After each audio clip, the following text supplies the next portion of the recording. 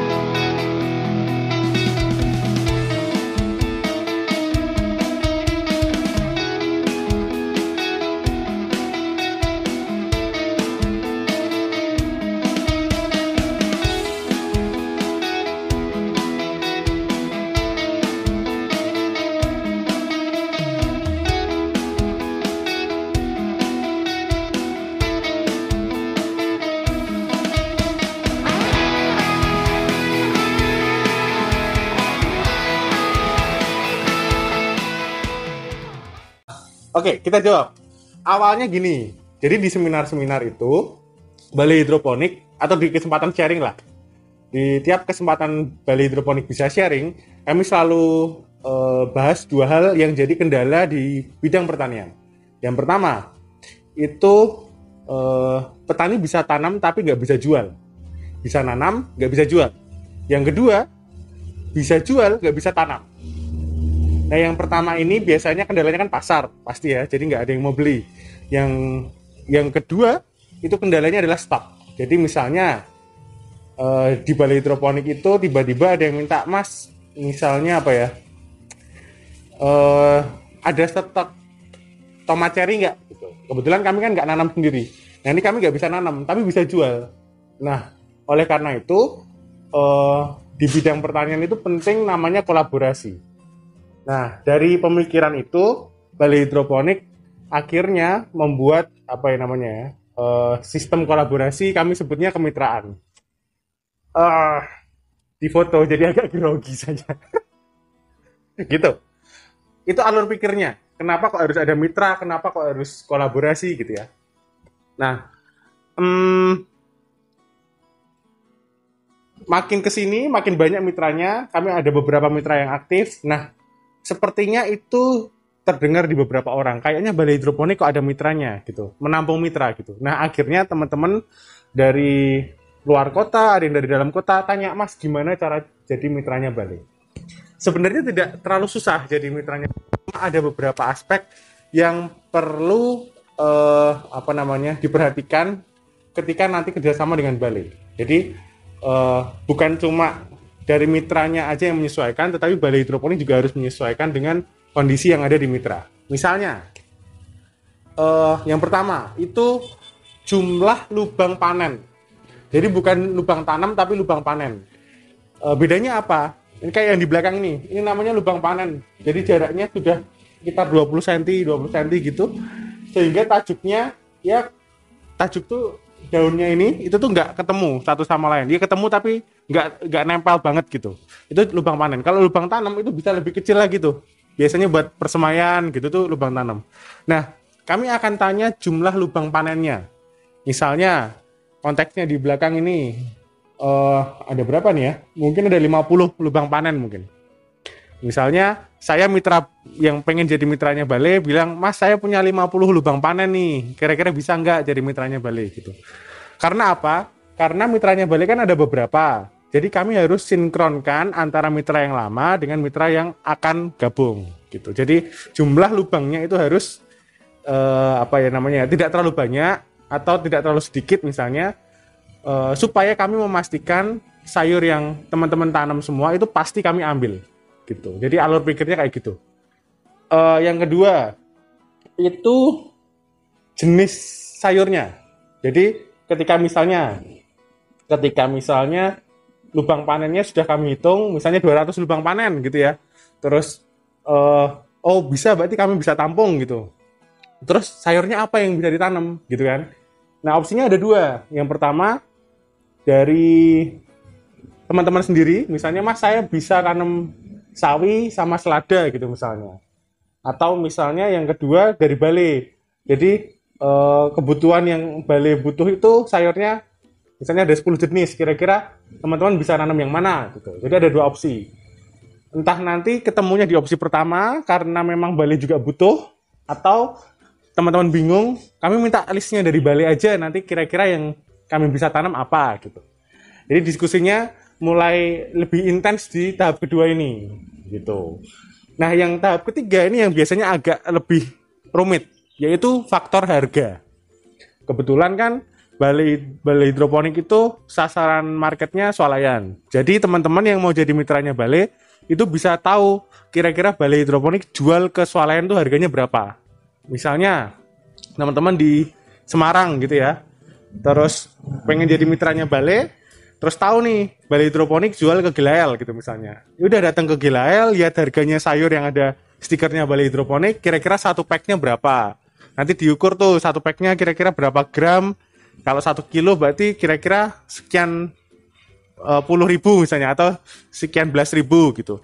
Bisa dikira-kira. Nah, nanti diskusinya adalah antara harga dari Bale yang ditawarkan ke teman-teman dan juga harga dari teman-teman yang kira-kira misalnya, Mas ini terlalu rendah buat kami gitu kan, Bale hidroponik jualnya segini gitu. Nanti diskusinya terjadi di tahap ketiga ini lebih intens lagi gitu. Terutama dari segi Bale hidroponik harus menjelaskan bahwa ada proses pasca panen. Misalnya sortirannya tidak semua, misalnya 2 kilo sayur itu bisa dipack semua gitu kan. Jadi ada resiko penyusutan dari 2 kilo misalnya cuma bisa 1,8 gitu. Terus ada juga ongkos ini packingnya, plastik packingnya, terus tenaga packingnya, lalu ada ongkos distribusinya ke swalayannya gitu. Nah, yang terakhir ini resiko yang tidak terpikir biasanya oleh teman-teman mitra, yaitu retur. Jadi sistem di swalayan itu konsiasi biasanya. Konsiasi itu titip jual. Jadi tidak semua swalayan yang misalnya kirim 200 pack semuanya dibeli. Itu enggak. Jadi kalau di Bale kebetulan swalayan-swalayannya itu misalnya kirim 200 sudah diambil semua, tapi nanti yang enggak laku dikembalikan. Nah, ini resiko yang biasanya tidak terpikirkan oleh mitra. Nah, gimana kalau diskusinya mentok misalnya? Mitranya bilang, wah Mas terlalu rendah harganya. Biasanya kami kasih opsi juga, Mas mau nggak misalnya harganya oke, kami ambil segitu, nanti resiko returnya di teman-teman gitu. Jadi diskusinya sangat terbuka, sangat cair, kami sangat terbuka soal harga, terus sehingga ke depan juga kerjasamanya enak gitu. Jadi ada 3 aspek itu. Pertama, lubang panen dulu. Perlu tahu teman-teman lubang panennya berapa, terlalu sedikit kah, atau relatif kalau terlalu sedikit aman sih. Terlalu banyak biasanya yang jadi masalah. Misalnya saya punya 20.000 lubang panen nih Mas gitu. Wah, itu masalah tuh. Jadi kami harus benar-benar atur kira-kira kebutuhan kami berapa, terus kapasitas teman-teman, kapasitas panennya itu terutama berapa, sehingga produknya teman-teman bisa 100% kami ambil gitu.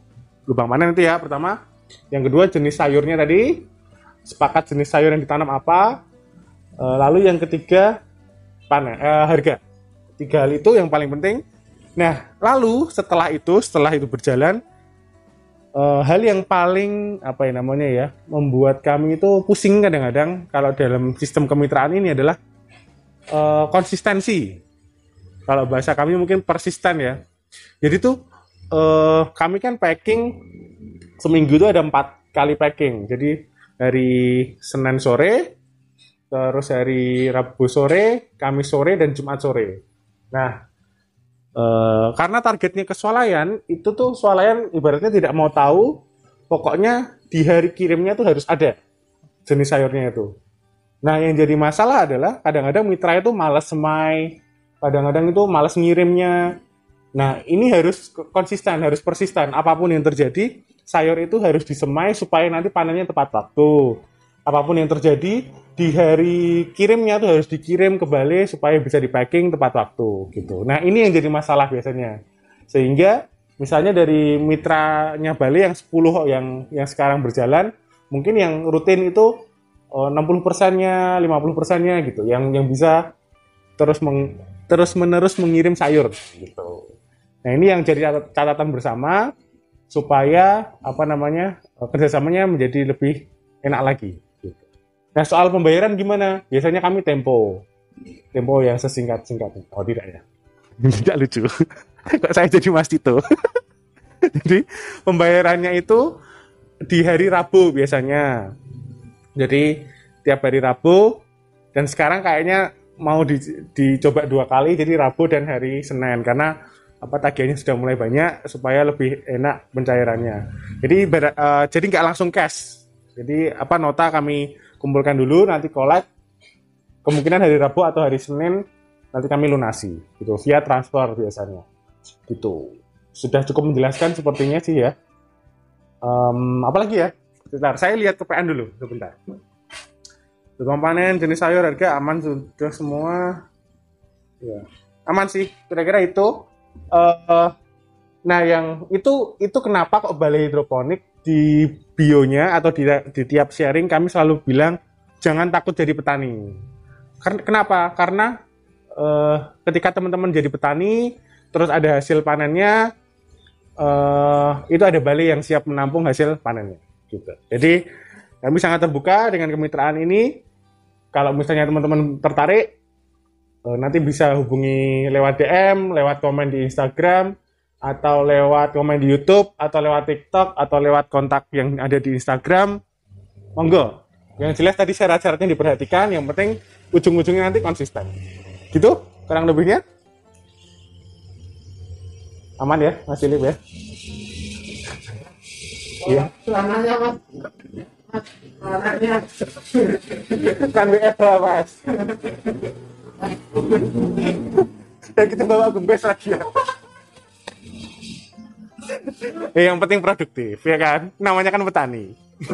Gak perlu pakai jas, oke? Aman ya. Gitu kurang lebihnya teman-teman. Kami tunggu misalnya tunggu gembes. Kami tunggu apa namanya petani-petani baru. Waduh. Nanti bisa jadi temannya Bale. Kami harap semoga syarat-syarat tadi tidak membebani teman-teman karena itu tadi alur logika biasa sih. Terus sampai jumpa di konten selanjutnya dan juga sampai jumpa semoga sayurnya sampai ke Bale.